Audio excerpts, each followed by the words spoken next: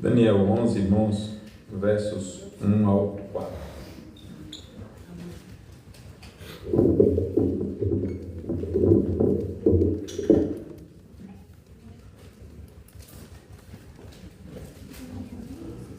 O tema de hoje é um poder sob o poder.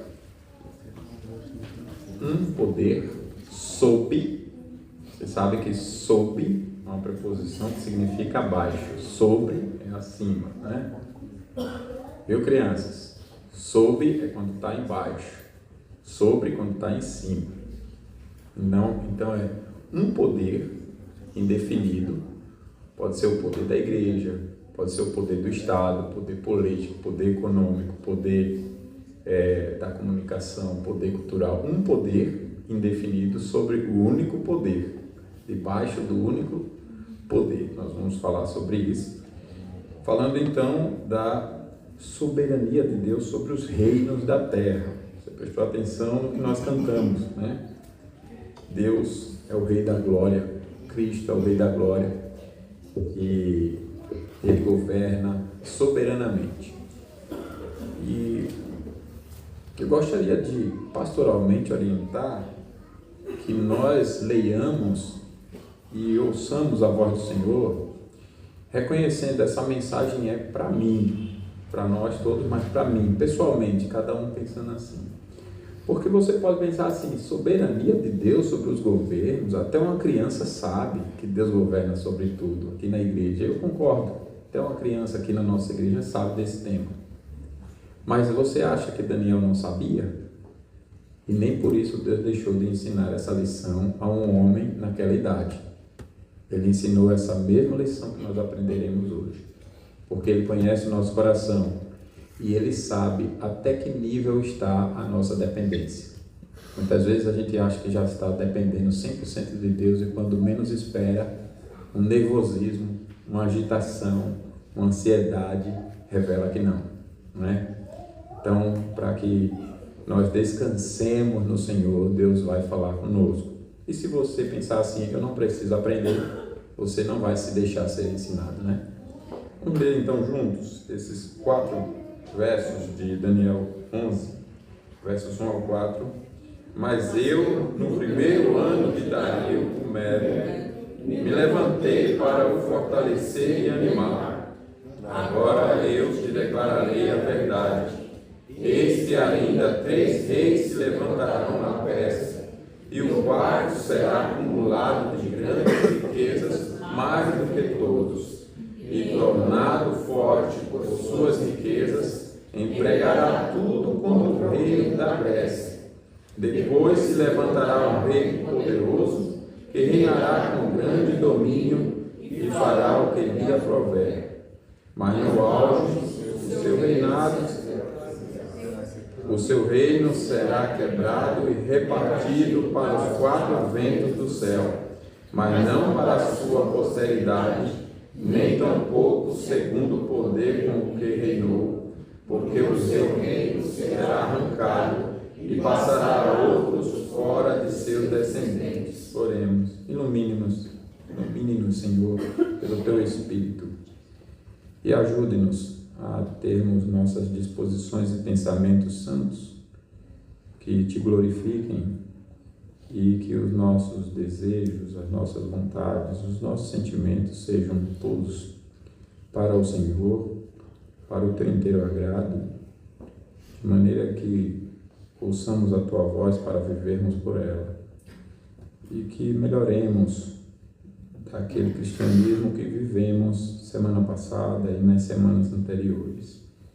Os pecados que ainda persistem em nós, ajude-nos e retire de nós por Tua palavra, porque Jesus já orou por nós dizendo, santifica-os na verdade, a Tua palavra é a verdade. Em nome de Cristo nós oramos, amém. Deus aceitar.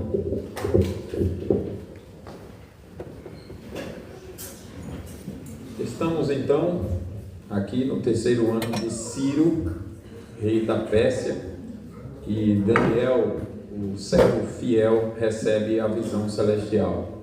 Um anjo glorioso, o príncipe celestial, como é apresentado aqui, fala-lhe de reis e impérios, de guerras e divisões, de tronos que se erguem e caem como folhas ao vento, mas acima de tudo ele revela um segredo eterno: o Deus dos céus reina soberano. É importante a gente situar aqui o tempo, irmãos, terceiro ano de Ciro, porque isso significa que o povo já está liberto do cativeiro babilônico. Os irmãos lembram que eles estavam na Babilônia e em 569 Ciro subjuga a Babilônia. Em 566, 3 anos depois, mais ou menos, ele está aqui, 89 e 86, aliás, ele está aqui agora nesse contexto. Daniel está nesse tempo. Então, o povo já estava fora da Babilônia há 3 anos aproximadamente. E por que essa informação é extremamente importante, Daniel traz para nós? Lembre, observe bem, que Daniel está aqui continuando o que ele estava falando no capítulo 10, lá no final, né? Ele estava falando do anjo mensageiro que trouxe a mensagem para ele, estava falando do anjo Miguel que guerreou guerras espirituais para que o povo pudesse ser protegido e favorecido nesse período de libertação. Ele está falando disso no capítulo 10, foi o que nós estudamos, né?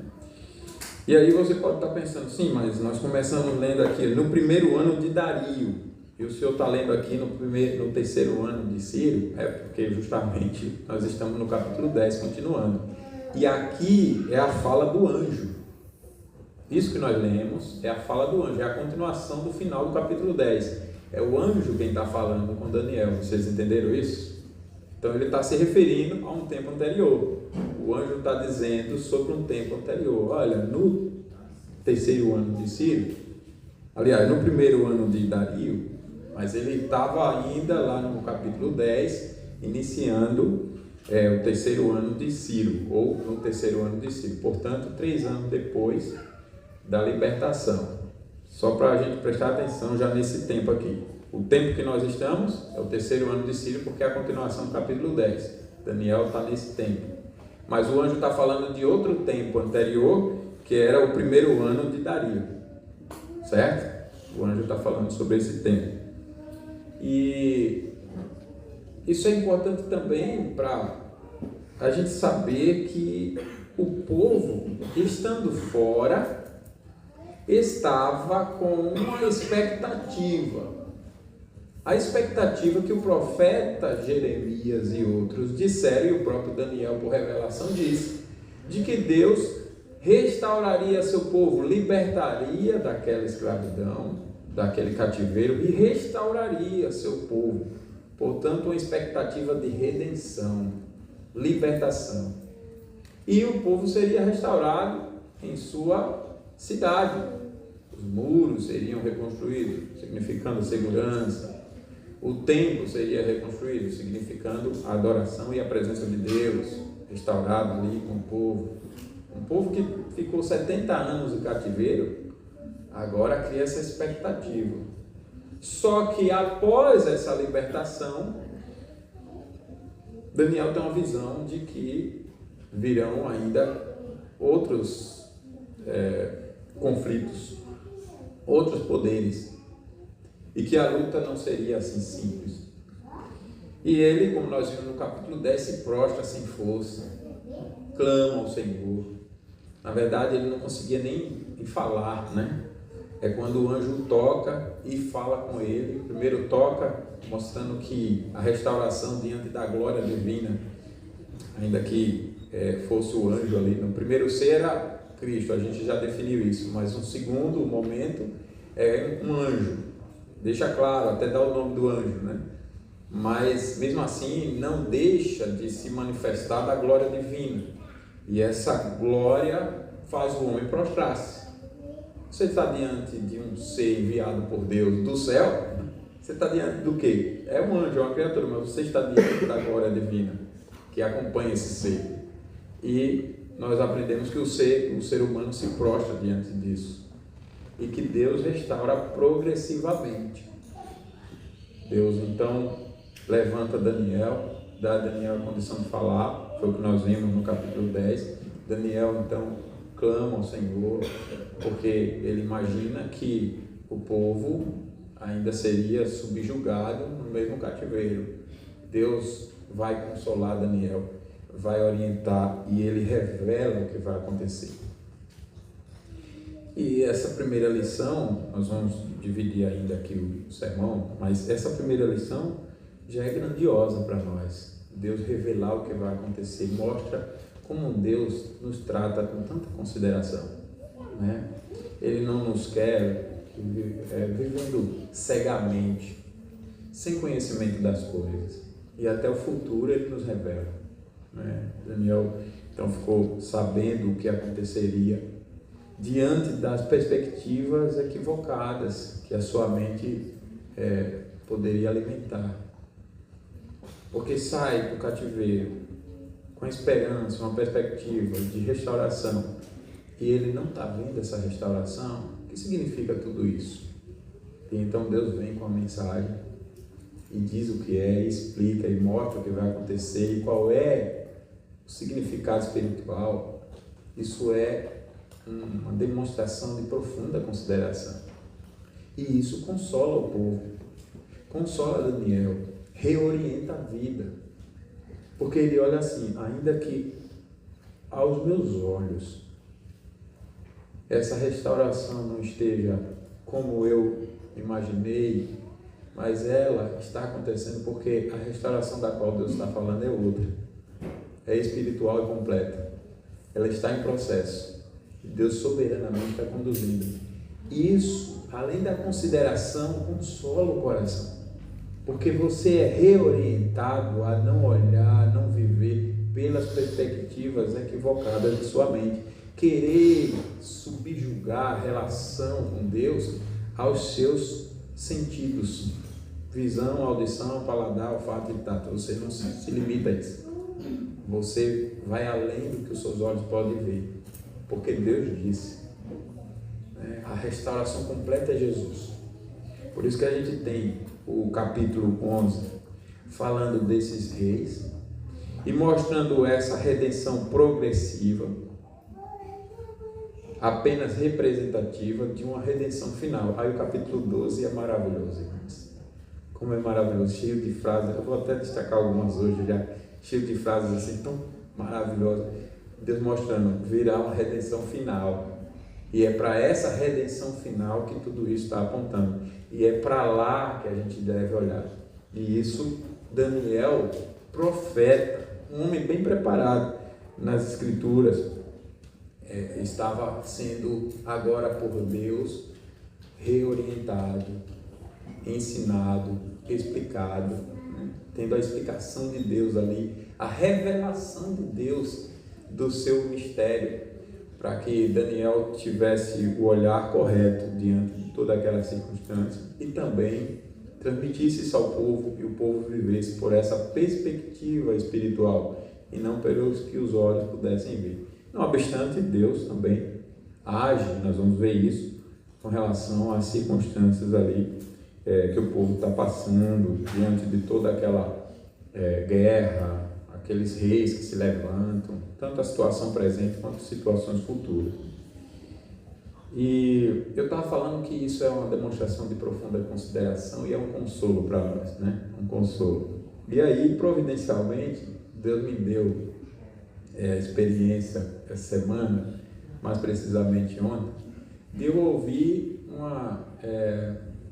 uma fala desagradável sobre algo que está para acontecer. E eu fiquei ali preocupado. Não fiquem curiosos demais não, estou falando de algo, né? Depois eu detalho para vocês. Mas eu fiquei ali preocupado. Eu disse, meu Deus, como é que vem a situação aí? De novo, outra luta, assim, etc. Tem a ver com o ministério, tem a ver com o concílio, né? Tem a ver com o que está acontecendo na igreja presbiteriana. E aí, passa o dia, mais no final do dia, aí um outro irmão, um outro colega, chega e me diz, olha, eu tenho uma notícia, a gente precisa sentar para tomar um café. Eu digo, vamos marcar, mas eu tenho uma notícia. Qual a notícia? Ele tinha várias e uma era essa. E aí ele deu uma notícia positiva, né? De algo ruim que estava para acontecer, uma injustiça, e aí disse, olha, tal injustiça vai ser reparada. Né? E você olha assim, olha, tal injustiça vai ser reparada, uma boa notícia. Isso te tranquiliza, né? Descansa o teu coração. E isso é necessário, não porque a gente alimente sempre, isso também precisa corrigir, mas alimente sempre dúvida pecaminosa, ansiedade pecaminosa. Porque veja que Daniel aqui, diante da visão do que estava para acontecer, do sofrimento pelo qual o povo ainda ia passar, veja que ele se prostra sem força, não é? Se prostra. Ele ora, ele vai clamar. Outro exemplo que a gente pode citar é o próprio Cristo. Na noite anterior à sua morte, ele vai orar. E o texto diz, minha alma está angustiada, profundamente angustiada até a morte. Eu não posso chamar essa angústia de Jesus de ansiedade pecaminosa. Não, é porque tem uma situação ruim para acontecer e nós agimos de acordo com as circunstâncias nesse sentido. Então Daniel está lá, prostrado e tal, mas a revelação de Deus sobre o que irá acontecer o consola, faz ele descansar. Irmãos, veja como que isso é rico. Deus fala de reis posteriores. Deus revela para Daniel sobre Ciro, sobre Dario e Ciro, sobre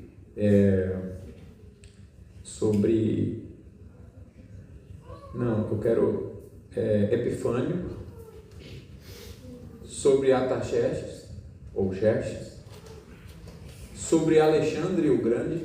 Quando a gente vai olhar a história, aí você vê que aconteceu exatamente isso. A Bíblia não precisa da história secular, mas a gente tem que, você lê a Bíblia e olha o mundo à sua volta, porque Deus está falando sobre esse mundo. É nisso que eu estou falando. E está acontecendo, só que Daniel recebe a revelação dos reis que virão no mundo. Quais impérios vão subir, vão ascender, quais vão cair, quando vão cair, como vão cair. Isso é maravilhoso, né? Então aqui nós somos convidados a olhar para o palco da história.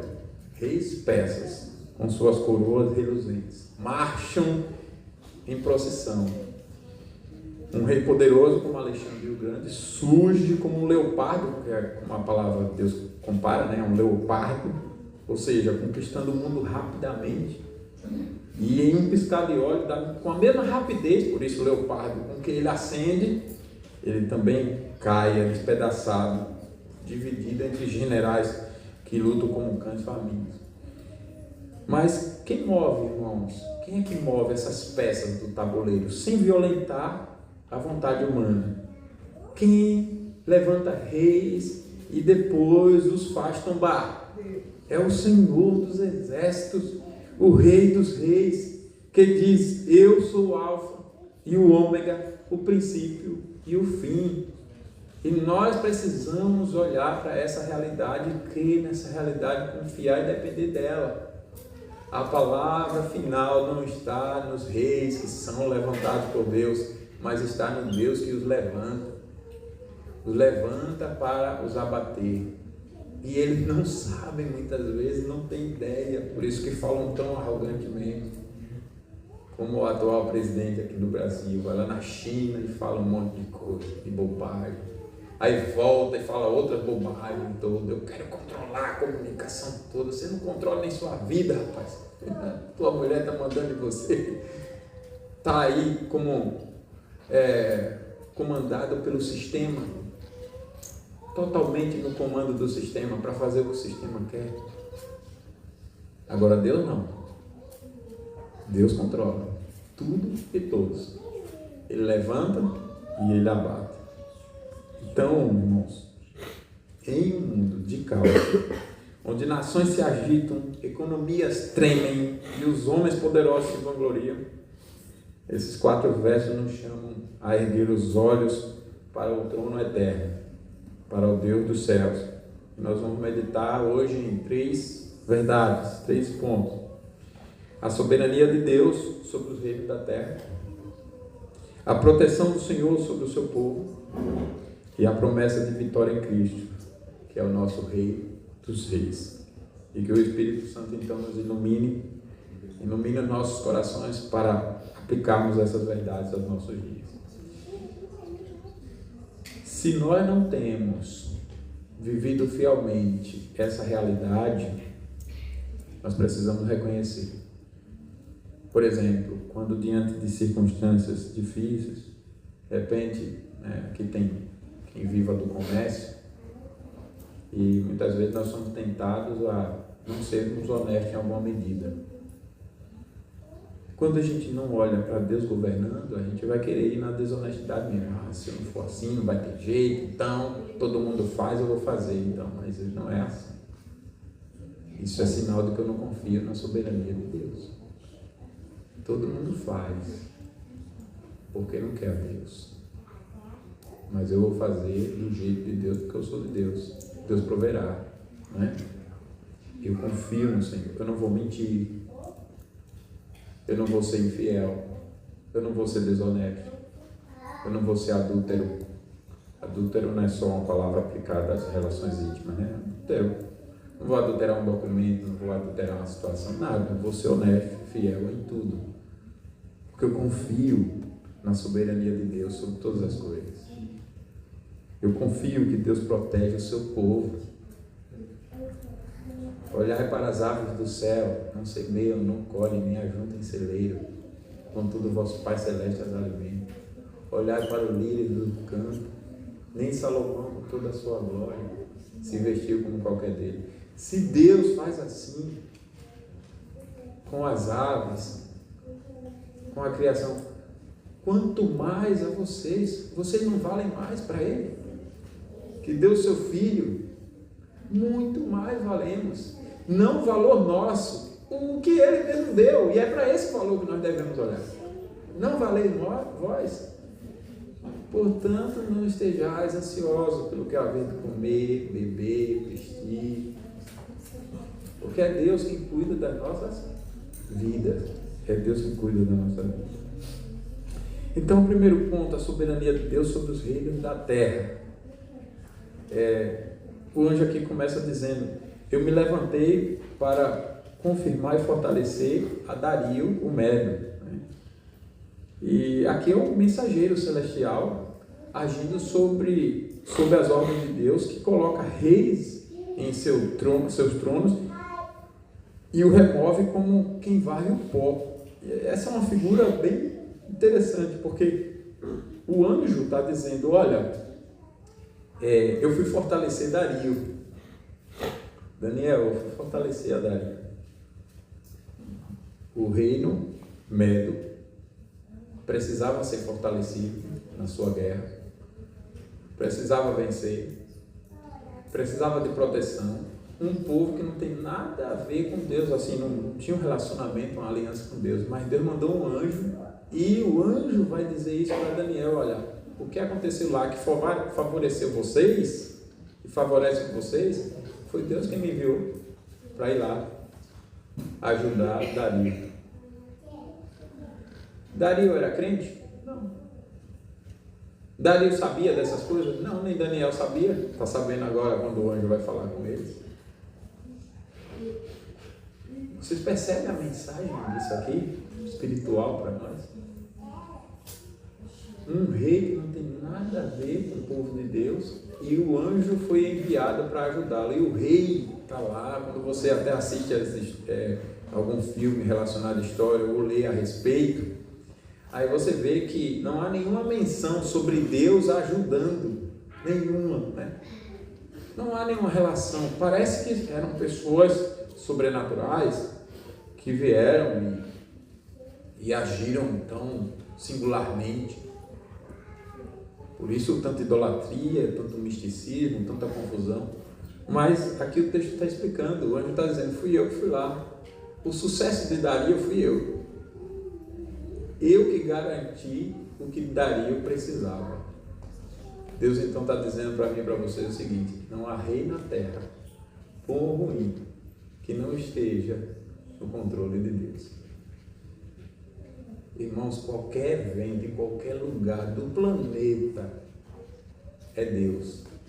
Se você vê algo maravilhoso, benéfico, justo acontecendo em um rei, em um governante ímpio, é Deus. E se você vê algo de ruim, também é Deus. Não que Deus esteja praticando algo ruim, não é isso que eu estou dizendo, mas é Deus governando e controlando. E é isso que o anjo vem dizendo. Agora olha a autoridade que o anjo tinha. Esse anjo tinha muita autoridade, né? Ele vem de Deus do céu para agir aqui com os homens e levantar rei e subjugar rei, né? Ele diz que os reis persas, 4 em sucessão, surgem. E aí surgem mesmo, né? Como eu disse, o Xerxes, que é o rei mais rico, marchando contra a Grécia, nós lemos sobre isso. Mas o anjo não para aí aponta um rei poderoso, no verso 3, que fala que é da Grécia. E quando você vai ver quem foi esse rei na história, é o Alexandre o Grande, cuja espada corta o mundo como um raio. Contudo, no auge de sua glória, seu império é despedaçado e dividido em 4, sem deixar herdeiros para o seu trono, e ele é subjugado. Irmãos, que imagem maravilhosa tudo isso, né? É como se nós estivéssemos vendo um grande navio vencendo ondas tempestuosas terríveis pelos mares, e aí o capitão está cheio de si, como aquele episódio do Titanic, né? Nem Deus afunda esse navio, dizem, né? Que alguém lá falou, nem Deus afunda esse navio. Então, tá lá o capitão cheio de si, achando que domina as ondas, mas então vem uma tempestade, como aquela descrição lá do Salmo 107, 21 a 33, né? Uma tempestade com uma onda, a onda de Deus, a tempestade de Deus, quebrando o mastro e faz o navio naufragar. Assim são os reinos da terra. Xerxes pensou que sua riqueza poderia conquistar o mundo. Alexandre o Grande aceitou que sua força era invencível, mas Deus, o Senhor dos ventos, sopra e os seus planos se desfazem como um castelo de areia. Eles simplesmente viram seus impérios ruírem rapidamente. E devemos olhar para o nosso tempo diante de tudo isso. Vivemos um tempo de arrogância humana crescente. Líderes mundiais se vangloriam de seu poder. No Brasil está cheio de todo lugar. Nações confiam em suas almas.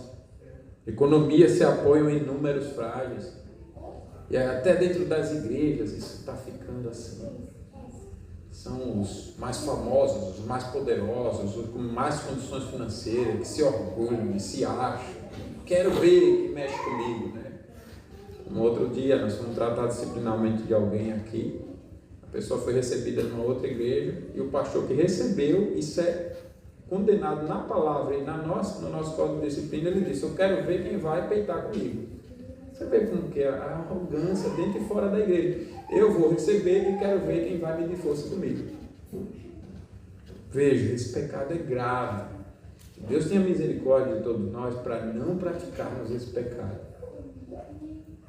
Porque a vida em Cristo não é eu quero, eu posso, eu sou. A vida em Cristo é Ele é. Toda a glória é dele, toda a honra é dele, todo o poder é dele. Eu nada sou e nada posso fazer sem Ele. Eu tudo posso nele. O que Ele me faz poder. Fora isso, eu não sou nada nem ninguém. Eu sou como a neblina que logo se desfaz. Eu nada sou e nada posso fazer. Vocês estão entendendo? A vida cristã é essa, é uma completa e total dependência do Senhor. Os reis da terra nada são, exceto pelo poder de Deus. Estão no poder de Deus para cumprir a vontade de Deus.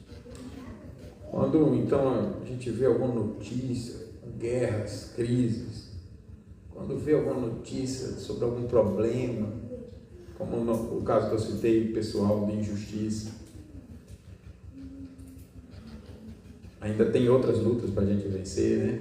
Nossa, como igreja, como conselho. Não nos desesperemos, confiemos no Senhor. O mesmo Deus que levantou Dario e derrubou Alexandre está no controle hoje. Ele guia a história para cumprir os seus propósitos. Então confiemos nele, pois, como diz Provérbios 21:1, o irmão no aconselhamento me citou esse versículo e eu pensei nele quando estava conversando com ele. Foi uma sintonia e ele disse assim: o coração do rei é como um rio na mão do Senhor, ele o inclina para onde quer. Lembre disso, olha. O rei não sabe, não precisa, é Deus que inclina, né? A gente lê Esther e lembra, Esther foi orar, Mordecai foi orar. O rei não tem noção do que está acontecendo, vai dormir, não consegue, pede para ler o livro de Atos. Já pensou? De noite para ler o livro de Atos, lê aí o livro de Atos. Aí acontece lá, lê justamente que Mordecai livrou o rei de ser assassinado. E ele pergunta: quem foi que? Como foi homenageado esse homem? Aqui não diz nada, Senhor, não fizemos nada por ele. Aí o que estava articulando a morte de Mordecai, dos judeus, de Esther, todo mundo está chegando, que é o Amã. Aí o rei chama Amã, e o Amã, o que deve fazer o rei a quem ele quer honrar? Só pode ser eu. Aí o rei deve vestir com vestes reais, colocar o anel de honra, preparar o cavalo e colocar a pessoa mais importante puxando o cavalo, gritando na rua, pelas ruas. É assim que se faz a alguém que o rei deseja honrar. É boa ideia. Então faça isso com Mordecai, que era o inimigo número 1 do Amã. Amã tinha feito uma forca. Quem estava inclinando o coração do rei? Deus. Agora o povo estava orando. A gente tem conversado no conselho. Deus quer dar a vitória, mas Ele também quer que a gente age. Às vezes a gente não pega a vitória porque Ele está agindo como deveria, na diligência que deveria e com oração. Oração. Os irmãos lembram por quanto tempo eles oraram? Jejuando? 3 dias. Os discípulos foram orar com Jesus. Mosquito chato, não é de Deus não esse negócio. Foram orar com Jesus. Não orou nem por 1 hora. Jesus diz: nem por 1 hora vocês querem orar. Esther e Mordecai convocou todos os judeus da época para orar por 3 dias. Mas tem irmãos que ficam me dizendo, quer dizer, irmão no singular, né? Fica me dizendo que já está ocupado até para depois da vinda de Cristo. Tá ruim, não está um negócio desse? Não vou dizer o nome dele não, que ele já entendeu a piada aqui. Mas não foi o César não. Olha o César. Olha o César. Então, Deus é soberano sobre os reis da terra. A segunda lição é a proteção divina sobre o seu povo. O anjo aqui revela que está a serviço de Deus para proteger os eleitos. Eu me levantei para confirmar e fortalecer. Não é apenas aqui sobre Dario, irmãos. Ele fortaleceu Dario, mas sobre a preservação do povo de Deus em meio aos conflitos. Vocês já olharam?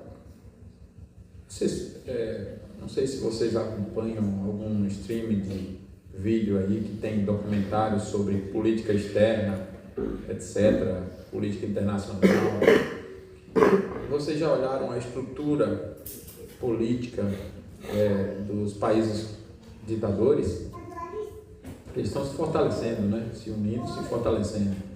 Você pega a Rússia, você pega a China, aí você pega outras potências, como o próprio Estados Unidos, e, assim, não é um país cristão, de fato, mas em função de como foi estruturado e todo o seu histórico, então é uma potência que conflita com outras potências em princípios bíblicos, né?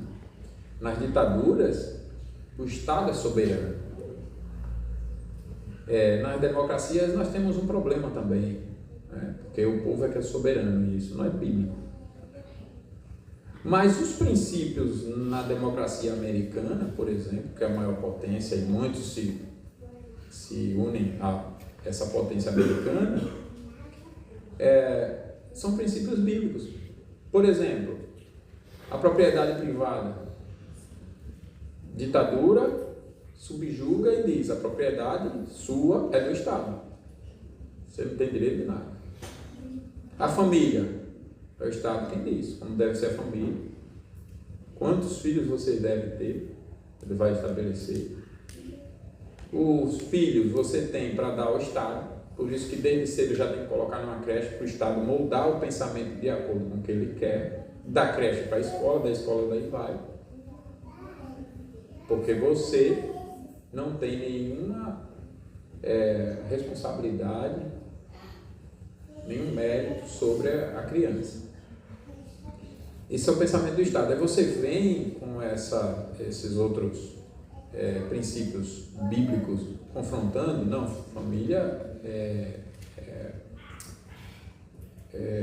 propriedade privada é privada, família é a célula da sociedade, não é o Estado quem subjuga a família, etc. A família tem direitos sobre as crianças, é a primeira responsabilidade para tratar, cuidar, criar a criança, do seu desenvolvimento e tal. E essas visões de mundo se conflitam, e esses impérios aí são freados, não são? Você imagine se não tivesse impérios com pensamentos bíblicos, ainda que, como eu disse, a poder político americano não seja cristão de fato. Não é, temos que ser, o país não é, mas tem seus princípios, conflitam e freiam o avanço desse autoritarismo, dessa ditadura no mundo. Quem é que está fazendo isso? Deus. Por causa de quem? Da igreja. Somente. Não tem outro motivo. Deus está freando. E aí você vê guerras, você fica sem entender, sem conhecimento bíblico, você alimenta angústia. Mas quando você entenda, ali deve ter algum anjo aí. Eu disse que os anjos só ficam protegendo os pastores quando estão dirigindo.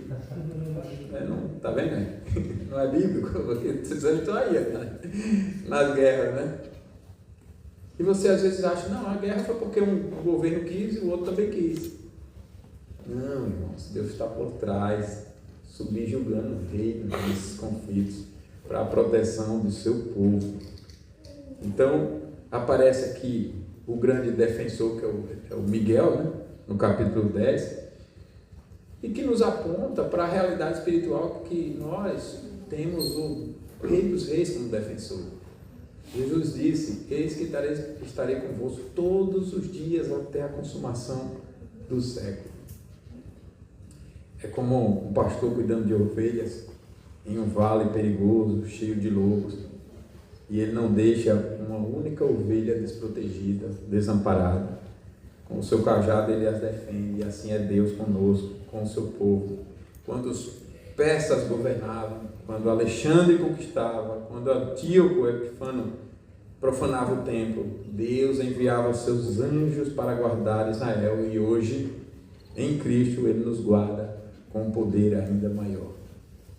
É o próprio Filho que foi dado. É o próprio Filho quem está conosco.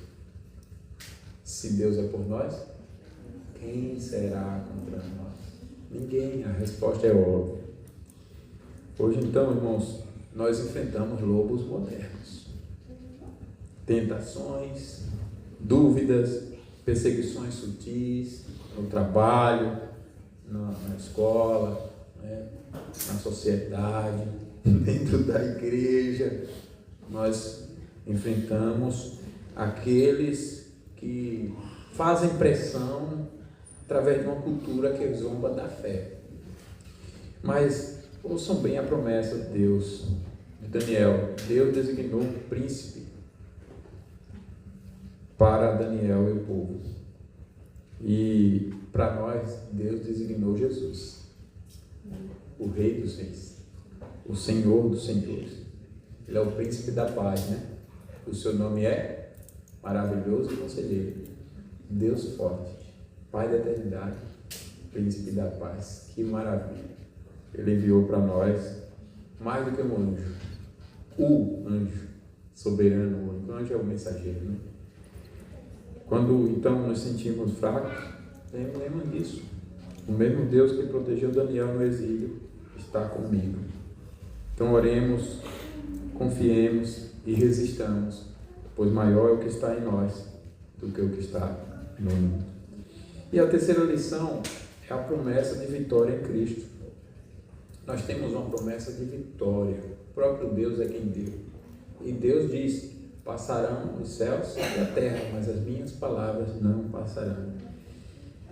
Então aqui, como eu estava dizendo, é o início da visão. Nós vamos avançar ainda no capítulo 11, nos capítulos 11 e 12.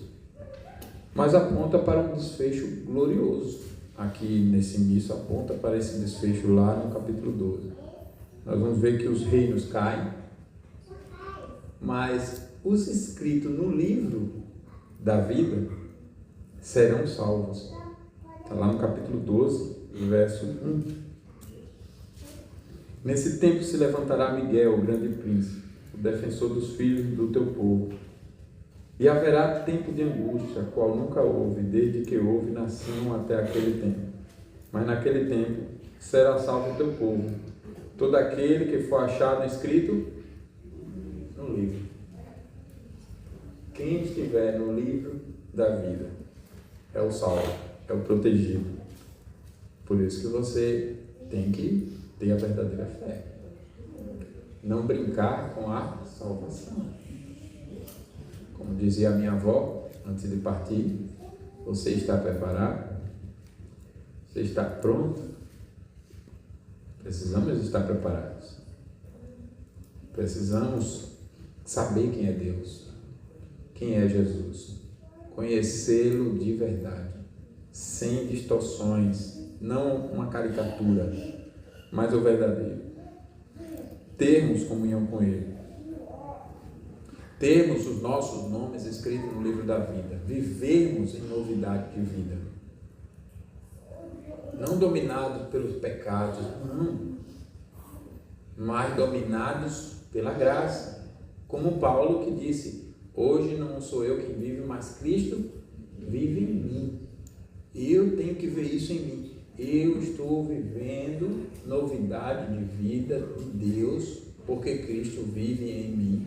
E o meu nome está escrito no livro da vida. Esses serão salvos. Eu serei salvo. Esses são os sábios que brilharão como as estrelas. Veja o capítulo 12, verso 3. Venham comigo. Os que forem sábios, pois, todos juntos. Os que forem sábios, pois, resplandecerão como o fulgor do firmamento. E os que a muitos conduzirem à justiça como as estrelas, sempre e eternamente. Esses resplandecerão. A vida brilhará como as estrelas. Então, Miguel aqui é uma prefiguração de Cristo, o verdadeiro príncipe da paz, e ele é aquele que derrota os inimigos, purifica o seu povo pelas provações e conduz à ressurreição. Se Deus então administra alguma circunstância, como fez com Daniel e o povo na época de provação, eu devo continuar confiando, porque em última análise, pelo menos a minha confiança, Deus quer santificar, né? Circunstância está ruim aqui, está ruim ali, tá? Eu tenho que saber o que é que Deus quer comigo, onde Deus quer tratar, e no mínimo a minha confiança ser purificada. Deus quer purificar a minha dependência dele.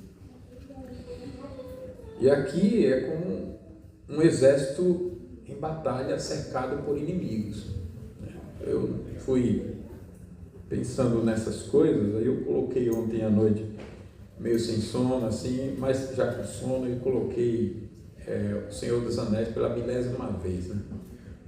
Eu gosto daquela história ali, o Retorno do Rei, mas o filme é demorado, né? Dura umas 3 horas. Eu acho que eu não assisti 15 minutos. Mas ficou lá rolando na TV e eu dormi no sofá. E pior que tudo escuro, irmãos. Aí de repente aparece uma alma toda de branca, assim, cor branca da pele na minha frente. Quando eu abri os olhos, eu quase saltei do sofá. Era a Mônica em pé, me olhando em pé assim. Mas eu tomei uns, que hora era? Aquela umas 2 e pouco.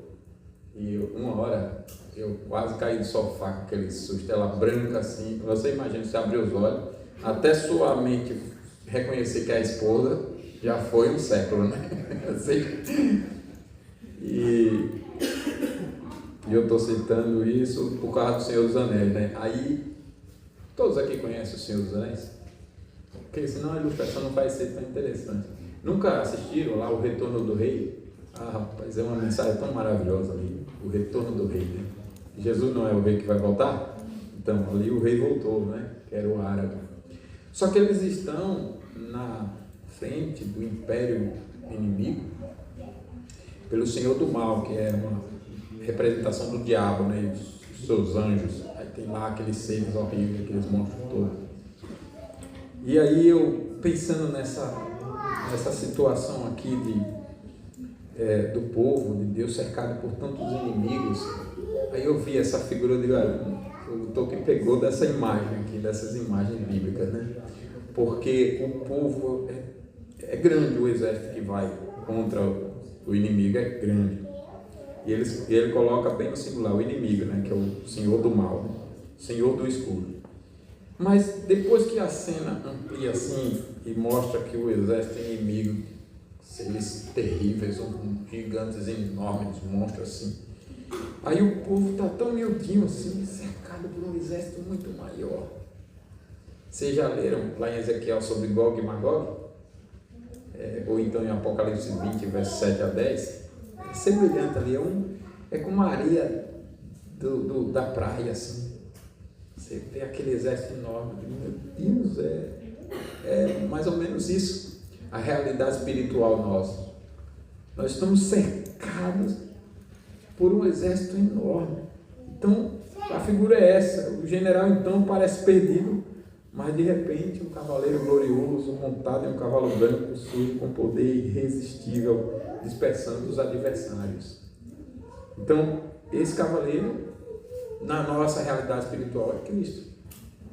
Ele é o cavaleiro montado num cavalo branco que vem, né, nos defendendo, que está na nossa frente, que é o Senhor da batalha, que é forte em poder, para quem nós devemos abrir as portas para que Ele entre gloriosamente, e cantemos a Ele eternamente. Então, Epifânio, que foi um rei histórico a respeito de quem a profecia, a revelação anunciou, né, é um tipo de anticristo.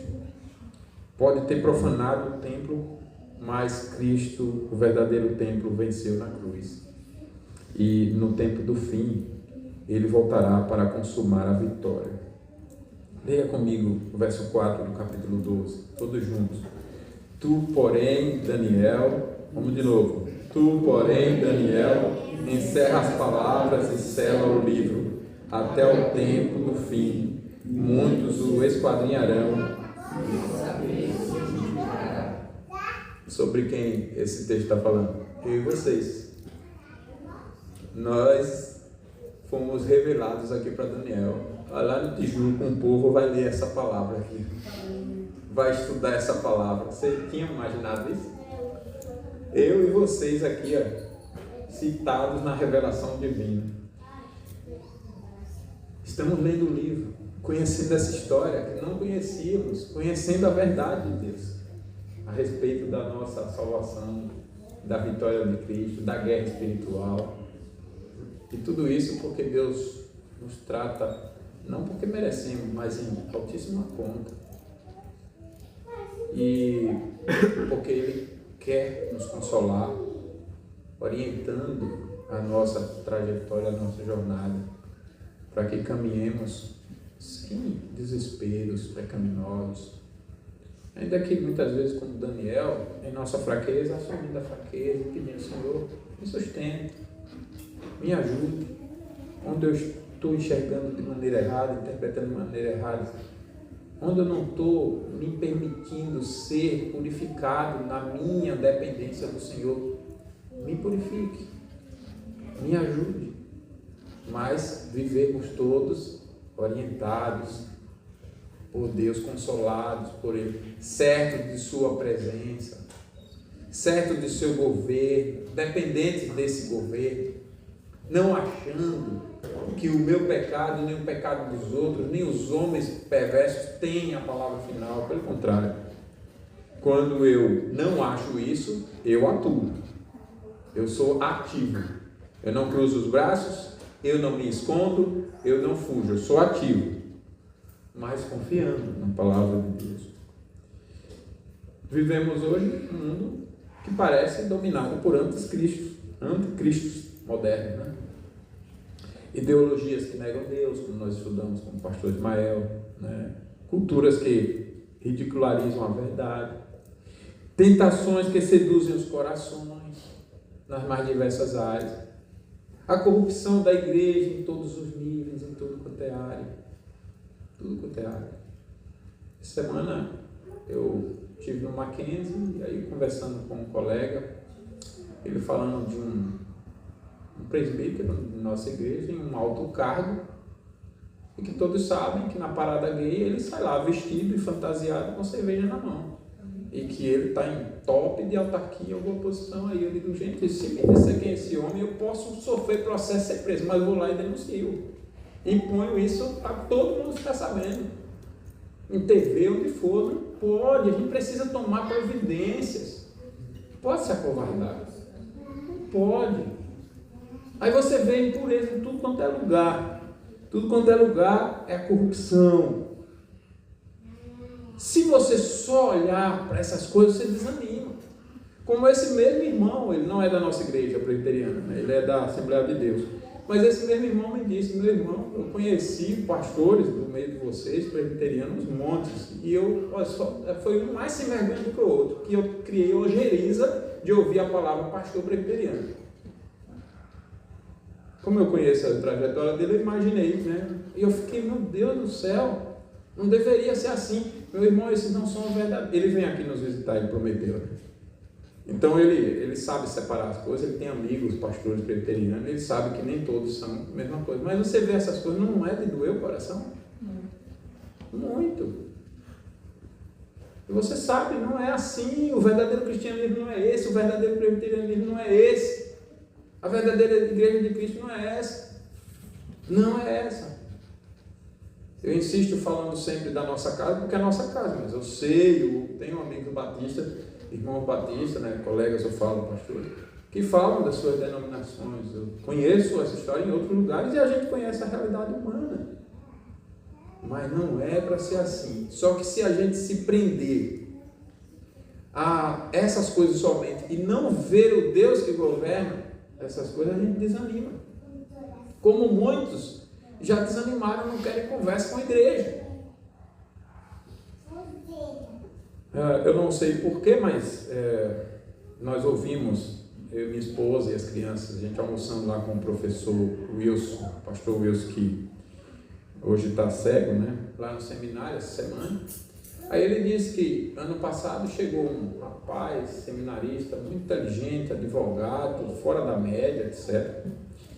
E novo, e se destacando em um monte de coisa, tanto que, não sei se primeiro ou segundo ano de seminário, ele já foi convidado a escrever um artigo para uma revista lá do seminário.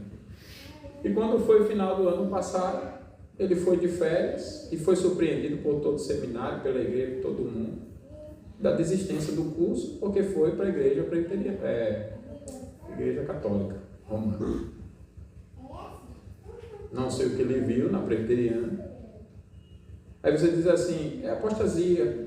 Eu concordo, não, mas eu quero fazer outro olhar.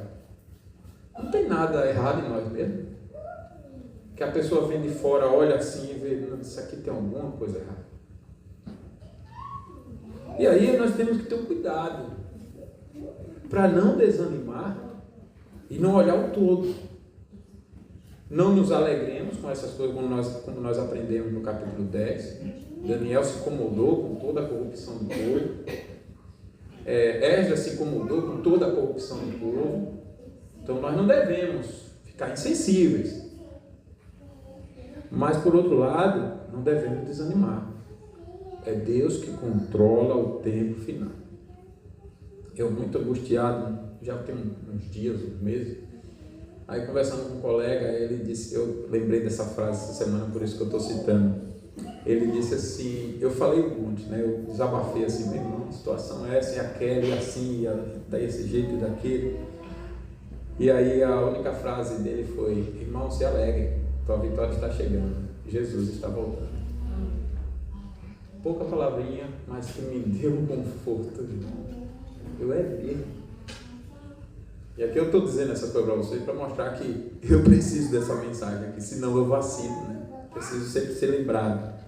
Todos nós precisamos. Então, Deus controla o tempo final. Cristo já venceu na cruz e Ele voltará para julgar os vivos e os mortos. E até lá, sejamos fiéis como os sábios de Daniel 11:32. Leia comigo aí, 11:32. Os sábios, nós devemos viver como esses. Juntos aos violadores da aliança, ele com lisonjas perverterá, mas o povo que conhece ao seu Deus se tornará forte e ativo. Quem conhece o seu Deus resiste. Quem é que resiste? Quem conhece a Deus. Quem é que resiste diante de tudo isso? Quem conhece a Deus. Não importa pelo que a gente vai passar, está passando. Conhecemos a Deus? Vamos resistir. Ah, mas se todo mundo quiser se corromper e só sobrar eu e minha família. Josué, eu e minha casa serviremos ao Senhor. Vocês querem? Fica aí. Eu e minha casa serviremos ao Senhor. Não importa. Nem que a gente volte a cultuar debaixo das árvores. Nem que a gente cultue na rua, qualquer lugar. Não importa. Eu e minha casa serviremos ao Senhor. Devemos então viver sábios, como esses sábios aqui. Quem são os sábios? Quem conhece a Deus. Vivamos então para a glória de Deus, compartilhemos o Evangelho e saibamos que a nossa recompensa está aguardada. Os que forem sábios resplandecerão como as estrelas. Então, irmãos, Daniel 11, versos 1 ao 4, é mais do que uma lição de história, né? É um hino à soberania de Deus, um conforto para os perseguidos e uma promessa de vitória em Cristo. Os reinos da terra podem se erguer e cair, mas o trono de Deus permanece para sempre. Os lobos podem uivar, mas o príncipe da paz os silencia. As provações podem vir, mas elas apenas polirão as joias que brilharão na eternidade. Então, diante das incertezas do mundo, confiemos na soberania de Deus. Quando enfrentarmos batalhas, clamemos a Cristo, o nosso defensor. E vivamos como sábios, apontando outros para a cruz de Cristo, e que o Espírito Santo grave em nossos corações. O rei dos persas não é nada. Que o Espírito Santo grave isso. Mas Deus é tudo. O rei da Grécia não é nada, mas Deus é tudo. E que nós, como Daniel, descansemos na promessa que eu quero ler com vocês, no capítulo 12, verso 13. Todos juntos, bem forte. Descansemos nessa promessa. Juntos. Tu, porém, segue o teu caminho até o fim, pois descansarás e ao fim dos dias te levantarás para receber a tua herança. Que maravilha, irmãos, que maravilha isso. Se vivermos assim, nessa dependência da graça. Só há uma promessa de Deus: receber a herança que está preparada. Essa é a promessa. Como ela será maravilhosa, não dá para nossa mente, nós somos pecadores, não dá para imaginar. Então aguardemos, confiemos na certeza de que receberei a coroa da vida que está preparada. Como disse Paulo, combati o bom combate, terminei a carreira, guardei a fé. Agora o que me aguarda é essa coroa. E que nós cantemos com Paulo, ou vivermos como Paulo. Que Deus nos abençoe. Todos de pé para cantarmos ao Senhor o Salmo 16.